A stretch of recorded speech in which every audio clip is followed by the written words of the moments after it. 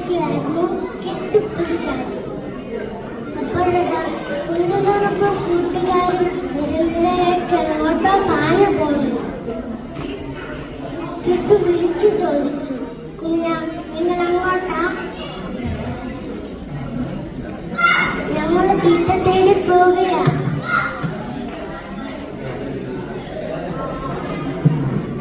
കുഞ്ഞനും കൂട്ടുകാരും അത് പറഞ്ഞിട്ട് നിൽക്കാതെ ഓടിപ്പോയി. ഇവർ നല്ല അധ്വാനികൾ തന്നെ. കിട്ടു മനസ്സിൽ കരുതി, കൂട്ടുകാരും വലിയ ജിലേബി അവരുടെ വരവ്. ജിലേബിന്റെ വലിപ്പം കണ്ട കിട്ടു ഞെട്ടിപ്പോയി.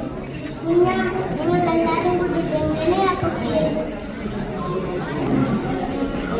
ഞങ്ങൾ ഉറുമ്പുകൾക്ക് ഞങ്ങളുടെ പാലത്തേക്കാളും പാലിൽ കൂടുതൽ സാധനങ്ങൾ ഉയർത്താനാകും.